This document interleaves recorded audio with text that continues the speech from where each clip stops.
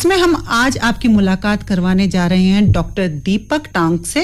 Doctor दीपक जो कि पुनर्वास चिकित्सक हैं और जिनके पास 27 वर्ष का अनुभव है। राजस्थान दिवस समारोह में उन्हें सम्मानित भी किया जा चुका है। इसके अलावा विशेष पत्र पत्रिकाओं में उनके कार्यों को भी अक्सर सराहा जाता है और ये कई अंतर्राष्ट्रीय सम्मेलनों में पत्र वाचन भी कर चुके हैं। तो आइए मिलकर स्वागत करते हैं डॉक्टर दीपक का। डॉक्टर दीपक, आपका बहुत बहुत स्वागत है हमारे स्टूडियो में और हमारे खास कार्यक्रम महिला जगत में। कि आपको और आकाशवाणी सुनने वाले सभी श्रोताओं को मेरा नमस्कार और हार्दिक अभिनंदन। कि आज सूरज में अलग सा तेज है, हवाएं खुशबू बिखेर रही हैं। दीपक का हृदय खुशी से नहीं फूला समा रहा। मैं शुक्रगुजार हूं आकाशवाणी का कि कुछ देर रोशनी बिखेरने का जिम्मा मुझे देकर मेरा जीवन धन्य कर दिया। क्या बात है डॉक्टर साहब, आपने धन्य कर दिया हमें कि आप हमारे कार्यक्रम में आए और हमसे जुड़े।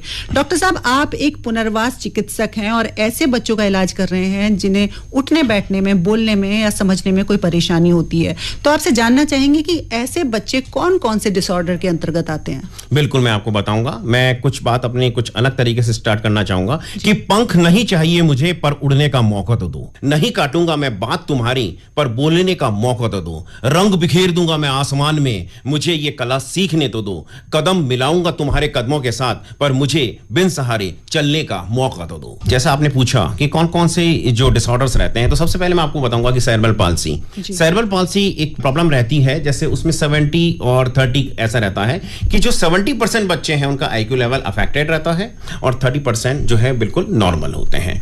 जैसे उनमें जकड़न होना पैर में, इस तरह की प्रॉब्लम्स रहती है। उसके बाद में आता है इंटेलेक्चुअल डिसेबिलिटी। इंटेलेक्चुअल डिसेबिलिटी को जो बुक लैंग्वेज के अंदर हम मेंटल रिटार्डेशन भी कहते हैं। नेक्स्ट है ADHD यानी हाइपर एक्टिविटी। जो बच्चे बहुत ज्यादा इधर उधर दौड़ना, भागना, इस तरह से एक जगह नहीं बैठ पाना, अटेंशन नहीं दे पाना, वो इस कैटेगरी में फॉल करते हैं। नेक्स्ट है डाउन सिंड्रोम। डाउन सिंड्रोम के अंदर क्या होता है, इसे मंगोलिज्म भी कहते हैं। जैसे आप उनके अगर फेस देखेंगे तो जैसे मंगोल्स होते हैं उनके जैसा आप उनको फेस दिखाई देता है। फ्लॉपी मसल्स रहती हैं ऐसे, जैसे मुलायम रुई की जैसी। नेक्स्ट मैं बात करूंगा तो ऑटिज्म। ऑटिज्म में बहुत ही एक कॉमन एक वर्ड है।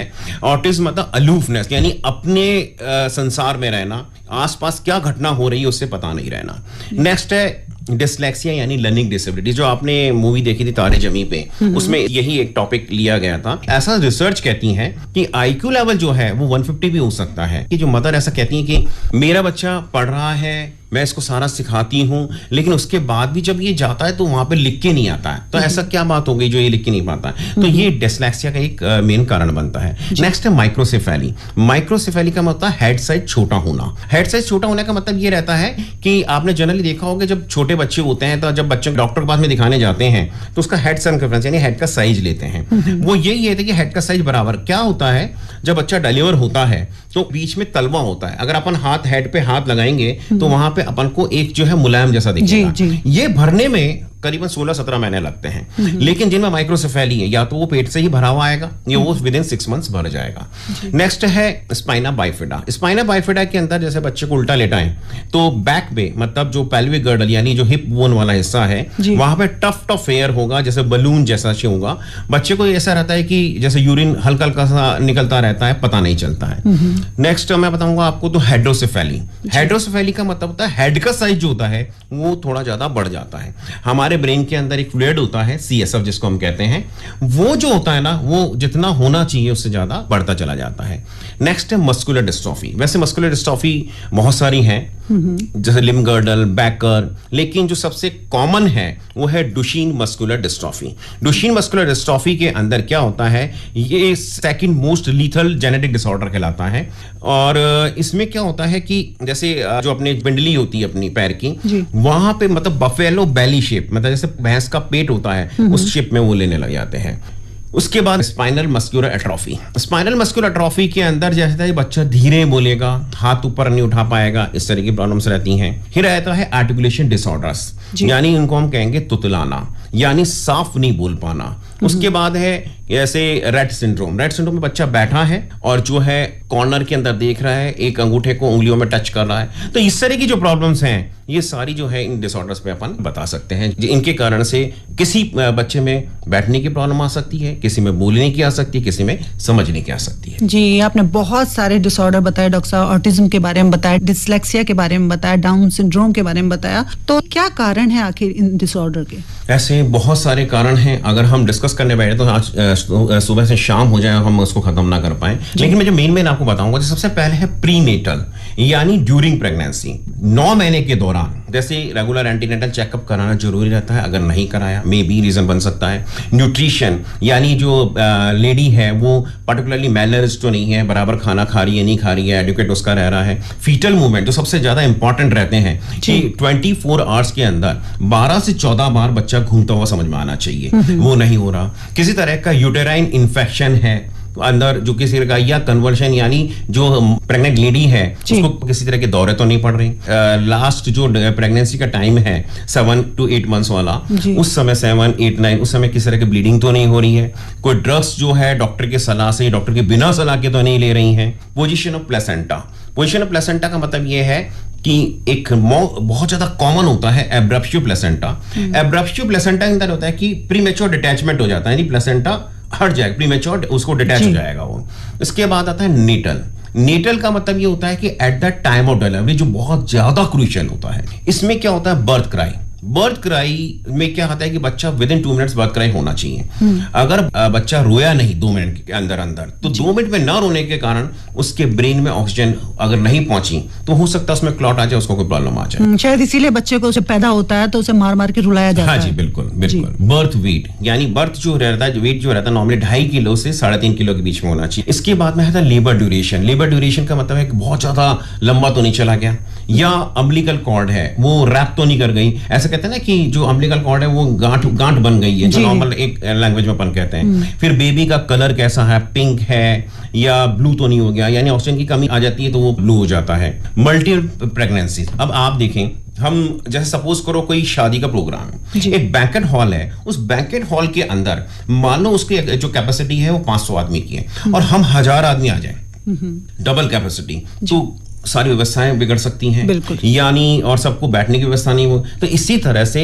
जो वूम है, यूट्रस है, उसमें जगह एक की है, लेकिन अगर ट्विंस यानी 2 बच्चे हैं तो जिसने प्रॉपर नरिशमेंट ले लिया तो उसका ग्रोथ हो जाता है। कई बार दोनों में डिवाइड हो जाता है, कई बार एक बच्चा जिस ले लेता है तो उसका अच्छा ग्रोथ हो जाता है, ये रीजन बन जाता है कई बार। उसके बाद में जैसा होता है, नेक्स्ट होता है पोस्ट नेटल। पोस्ट नेटल का मतलब होता है आफ्टर डिलीवरी, यानी डिलीवरी हो गई उसके बाद। तो अगर सपोज करो बच्चे को कन्वर्शंस यानी दौरे पड़ रहे हैं, कैनिकटेरस यानी जैसे पीलिया हो गया है ना, उसके अलावा कोई इन्फेक्शन हो गया, सेप्टिसीमिया या किसी तरह का न्यूमोनाइटिस, इस तरह के इन्फेक्शन हो जाते हैं। ब्रेस्ट फीडिंग, अगर बच्चा जो है दूध नहीं ले पा रहा, खींच नहीं पा रहा, स्लीप है जो नींद है वो उसके बराबर आती नहीं आती, किसी तरह की उसने कोई मान लो सर्जरी कराई है या हेड इंजरी हो रही है, या तो हेड इंजरी तो नहीं हो गई उसके अंदर, या कभी कभी जेनेटिक प्रॉब्लम भी हो सकती है, हेरिडिटरी प्रॉब्लम भी हो सकती है, मेटाबॉलिक डिफेक्ट भी आ सकते हैं, जैसे मेनिंजाइटिस है, ब्रेन फीवर हो जाना, या फिर जो है एंसेफेलोपैथी जिसमें कि जो होता है रेस सिंड्रोम कहते हैं, मतलब तो इस तरह की जो प्रॉब्लम्स हैं। अच्छा, मैं एक और बता दूं आपको, मैं एक डिस्क्लेमर दूंगा यहाँ पे कि ये जो चीजें मैं समझा रहा हूं आपको, है ना, या मैं कुछ चीज यहाँ पे अगर बच्चे की जो एक्शंस करके बताऊंगा, वो चीज मेरा बताने का मतलब है अवेयरनेस, यानी मतलब किसी को हर्ट करना नहीं। तो ये सारी चीजें इसके अंदर होती है। तो मंजिल उन्हें नहीं मिलती जो सिर्फ सपने देखते हैं, मंजिल उन्हें मिलती है जो सपनों को हकीकत में बदलने का जज्बा रखते हैं। मोती उन्हें नहीं मिलते जो तालाब में डुबकी लगाते हैं, मोती उन्हें मिलते हैं जो समंदर की तह तक जाते हैं। क्या बात है डॉक्टर साहब, बहुत ही अच्छी बात कही आपने। अच्छा, एक चीज और देखी जाती है कि जो माता पिता हैं वो कई बार नहीं पहचान पाते कि हमारे बच्चे को आखिर कौन सा डिसऑर्डर है, क्योंकि उन्हें कभी लगता है शायद हमारा बच्चा ऑटिज्म का शिकार है, कभी उन्हें लगता है कि शायद हमारे बच्चे को डाउन सिंड्रोम है। तो माता पिता कैसे पहचाने कि उनके बच्चे को कौन सा डिसऑर्डर है? बिल्कुल, बहुत अच्छा क्वेश्चन आपने पूछा मैम। मैं इसके अंदर आपको ब्रीफ में समझा देता हूं, जैसे कि जाके एक आम आदमी समझ सके। जैसे अपन ने कहा, पहली बात करी इंटेलेक्चुअल डिसेबिलिटी। इसमें क्या होता है कि माइल्ड लेवल पे होता है 50 to 70, जैसे मॉडरेट पे 35 to 40, ये अलग अलग जो है ना क्लासिफाई किया गया है DSM ने किया है, इस तरह से WHO ने किया है। यानी कि अगर सपोज करो मल्टीपल प्रॉब्लम बच्चे में आ रही है, यानी बच्चा बैठ ही नहीं पा रहा, खड़ा नहीं हो पा रहा, चल फिर नहीं पा रहा, यानी एक फॉर्मूला, एक चीज, एक सभी श्रोताओं को मैं कहूंगा एक फॉर्मूला याद कर लें, 5, 10, 15। 5 महीने का बच्चा गर्दन नहीं संभालता, 10 महीने का बच्चा बैठता नहीं है, और 15 महीने का बच्चा खड़ा नहीं होता, और 18 महीने का बच्चा अगर चलता नहीं है तो उसको जो है एक्सपर्ट की सलाह लेने की आवश्यकता हो सकती है। इस तरह से नेक्स्ट है सेरेब्रल पाल्सी। सेरेब्रल पाल्सी के अंदर क्या होता है, पैरों में जकड़न आने लगेगी, पैरों में कैंची बन जाएगी, है ना, वो बच्चा बैठ नहीं पाएगा, है ना, गर्दन नहीं संभाल पाएगा। नेक्स्ट बात करें ऑटिज्म। ऑटिज्म होता है अलूफनेस, यानी अपनी दुनिया में रहना, उसको आसपास क्या हो रहा पता ही नहीं है ना। इस तरह से ये करीबन जो है मेल में ज्यादा मिलता है, फीमेल में कम होता है। इसमें क्या होता है, सोचने समझने की शक्ति, बोलने की, और जो बिहेवियरल इफेक्ट हैं, जो बिहेवियरल प्रॉब्लम्स आती हैं वो उसमें आती हैं, वो इफेक्ट हो सकते हैं। अब ये बहुत कम आंखों से आंखें मिलाएंगे, आई कांटेक्ट करते नहीं है जनरली। हाई पिच, इतना जोर से आवाज जब कहेंगे इस तरह से करेंगे, या लाउड नॉइज, मतलब बहुत, या कमांड को नॉर्मली जो है ना, जैसे इनकी मामा ने कहा, जैसे या पापा ने कहा, या किसी ने भी आवाज लगाई, तो नॉर्मली कमांड को फॉलो नहीं करते हैं, या लाउड नॉइज को भी नहीं करेंगे। ये एक तरह से अपनी मदर या पेरेंट्स को भी एक तरह से ऑब्जेक्ट की तरह ट्रीट करते हैं, इमोशंस ना के बराबर रहते हैं। तो ये जो ऑटिज्म में ये चेहरे सारे फीचर्स हमारे को देखने को मिलते हैं। एकदम से हंसने लगेंगे, एकदम से रोने लगेंगे, हेड बैंगिंग, यानी अपने आप को ही नुकसान पहुंचाने की कोशिश करेंगे, कुछ पर्टिकुलर चीज खाना पसंद करेंगे। एक मैं आपको इंटेलेक्चुअल डिसेबिलिटी, और इसमें ये डिफरेंस बताऊंगा कि इंटेलेक्चुअल डिसेबिलिटी में जो बच्चे जिनको होती है उसमें इमोशंस होते हैं, लेकिन जिनमें ऑटिज्म है उसमें इमोशंस नहीं होते, लेकिन इनकी मेमोरी बहुत ज्यादा शार्प होती है। नेक्स्ट है मैम ADHD, यानी हाइपर एक्टिव। हाइपर एक्टिव बच्चे जो होते हैं वो क्या होता है कि बहुत कम समय के लिए, मतलब 1 मिनट से भी कम समय के लिए ध्यान देंगे। दूसरी बात एक्सटर्नल स्टिमुलस, जैसे आपसे बात कर रहे हैं बच्चा, और जैसे ही मैंने उसको कुछ इशारा किया अपनी तरफ आकर्षित करने का, वो तुरंत जो है डिस्ट्रैक्ट हो जाएगा। मतलब बहुत कम समय के लिए किसी चीज पे वो एकदम से फोकस कर पाएगा, नींद कम लेंगे, और हमेशा ऐसा लगेगा जैसे कोई हमेशा ही एक्टिव है, मतलब दौड़ना, भागना, इस तरह से करना, तोड़फोड़ करना, ऑब्जेक्ट्स को तोड़ना, इस तरह की प्रॉब्लम रहती है। ये नॉर्मली जो है डिसऑर्गेनाइज्ड एनवायरनमेंट के कारण से और फैमिली में नेग्लेक्ट करने के कारण से होता है। नेक्स्ट है डाउन सिंड्रोम। डाउन सिंड्रोम के अंदर फ्लॉपी मसल्स रहती है, बच्चे रुई के जैसे रहे होंगे, जैसे आप उनके मसल्स, रुई से मतलब मेरा जैसे बच्चे में हाथ लगाया अपन ने, तो जो मसल्स है जैसे अपन रुई होती है ना, जैसे बिल्कुल सॉफ्ट रहेंगे, वैसे इसको हम हाइपोटोनिक मसल्स कहते हैं बच्चे का। लेकिन ये बहुत अच्छे कॉपी कैट होते हैं, यानी अगर किसी ने ऐसे कहा जो नकल है वो तुरंत कर लेंगे। दूसरी बात ऑनेस्ट होते हैं, यानी अगर मैंने कहा कि ये चीज मम्मा को देना तो ये पापा को भी नहीं देंगे। ये इनमें एक ऑनेस्टी जो होती है ना वो भरी हुई होती है। नेक्स्ट है आर्टिकुलेशन डिसऑर्डर। आर्टिकुलेशन डिसऑर्डर यानी तुतलाना, कह को तय बोलना। मैंने जैसे किसी ने व्यक्ति ने कहा शालिनी के साथ खाना खाना है, अब उसको मैंने तालिनी के साथ ताना ताना है। ये चीज जो होगी ना ये तुतलाने में आती है, जो इस तरह से आती है कि आपको पता है कि बोलना मतलब आर्टिकुलेशन मतलब कम्युनिकेशन पावर। हम हर चीज कम्युनिकेट करके, चाहे हम कोई भी प्रोफेशन में हो, कोई भी बिजनेस में हो, जो कम्युनिकेशन पावर है वो सबसे ज्यादा स्ट्रांग होनी चाहिए। कि जो हमारी जीभ है जिससे हम बात करते हैं, कि जीभ वो धनुष है जो शब्दों के बाण छोड़ा करती है। संतुलित हो तो दुश्मन को दोस्त बना दे, और असंतुलित हो तो दोस्त को दुश्मन। बिल्कुल ये चीज जो है ना, हम आप ये कहना चाहेंगे आर्टिकुलेशन डिसऑर्डर जो है सबसे ज्यादा हमारी पर्सनालिटी को इंपैक्ट करता है। नेक्स्ट मैं बताऊंगा डिसलेक्सिया। डिसलेक्सिया यानी लर्निंग डिसेबिलिटी।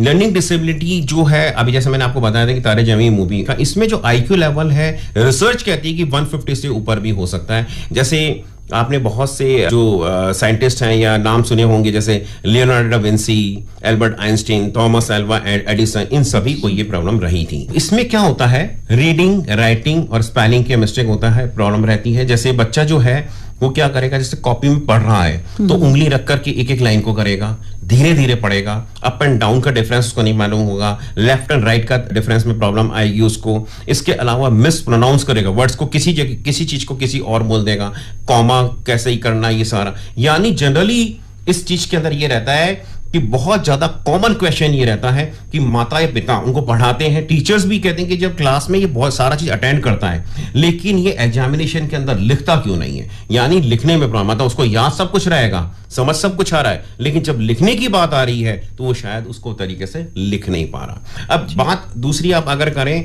कि कैसे, जैसे इसमें ये करना चाहिए, तो इसमें मैम ऐसा सिंपल सा ही है कि जैसे बच्चा बोलने का है कि अगर बच्चा बोल ही नहीं पा रहा, सिंगल वर्ड में बोल रहा है, मम्मा, जैसे खाना चाहिए, मम्मा खाना, जब तक हमारी नीड नहीं होगी, है ना, हम सिखाएंगे नहीं, तब तक बच्चा बोलेगा ही नहीं। अधिकतर क्या कहते हैं पेरेंट्स जो होते हैं ना, वो उनको कुछ चीज उसने मांगी उससे पहले प्रोवाइड कर देते हैं। डॉक्टर साहब, आपने बहुत सारे डिसऑर्डर का जिक्र किया है और ऐसे बच्चों का जिक्र किया है, तो आपसे जानना चाहेंगे कि जो ऐसे बच्चे हैं, ऐसे बच्चों को किस तरह की देखभाल की जरूरत होती है? मैम, जिन बच्चों को इस तरह की प्रॉब्लम आ रही है उनको कुछ अलग से देखभाल की तो वैसे कोई जरूरत नहीं है, लेकिन सबसे पहले उसको पहचानना कि नॉर्मल वे में जो माँ बाप है कि इनको अगर कुछ अलग ऐसी प्रॉब्लम आ रही है उसको समझे, अगर आ रही है तो एक्सपर्ट से सलाह लें। जी, यानी कि ना तो खुद का मनोबल गिरने दें और ना ही बच्चों का मनोबल, और उसका मूल्यवान समय ना खराब करें। डॉक्टर साहब, बहुत सारे श्रोता हैं जो इस वक्त आपको सुन रहे हैं, तो क्या संदेश देना चाहेंगे आप उन्हें? मैं ये कहना चाहूंगा कि जिनके बच्चों में इस तरह की कोई प्रॉब्लम है तो वो घबराए नहीं। 2 लाइन शेर के अंदर ये बोलूंगा कि शिकारी के आने पे सारे परिंदे उड़ गए, एक परिंदा दौड़ता चला गया। जब शाम को उड़े हुए परिंदों ने उससे पूछा कि तू कैसे बच गया, तो वो बोला, पंख कटे हैं मेरे, हौसले तो जिंदा हैं, और तूफान के अंदर हौसलों से ही दीपक जला करते हैं। जी, बहुत ही खूबसूरत शेर डॉक्टर दीपक। और आपके शेर पर मुझे भी एक शेर याद आ रहा है कि नवाजा है जिसे उस खुदा ने अपनी अदाकारी से, वो हर शख्स अपने आप में बेमिसाल तो है ही। तो बस जरूरत है थोड़े से प्यार और विश्वास की, और ये बच्चे भी खुद में बेमिसाल हैं। तो डॉक्टर साहब, आप हमारे स्टूडियो में आए, आपने इतनी अच्छी अच्छी जानकारी हमारे श्रोताओं को दी, आपका बहुत बहुत धन्यवाद। और अब हम चाहेंगे कि कोई खूबसूरत सा गीत जो आप यहाँ गुनगुनाएं और वही गीत हम अपने श्रोताओं को सुनवा दें। गीत अगर आपने जैसे मैम कहा है, मैं कोशिश करता हूँ, और उससे पहले मैं 2 लाइन बोलना चाहूंगा, अगर आप इजाजत दें मुझे, कि उजाला उनके साथ चलता है जो आत्मविश्वास से भरे होते हैं, सूर्य समाता है मुझ में, मैं वो तेज हूं, और अरुणोदय है मुझ में, मैं वो वेग हूं, और जो बाती को थाम ले मैं वो मोम हूं, और जो दुर्बल को सबल बना दे मैं वो आग हूं। बहुत अच्छा तो मैं सिंगर नहीं हूं, लेकिन कि पास बैठो तबीयत बहल जाएगी, मौत भी आ रही है तो टल जाएगी। क्या बात है, बहुत ही खूबसूरत गीत, और जितना खूबसूरत गीत उतनी ही खूबसूरत आवाज में आपने इसे गुनगुनाया। तो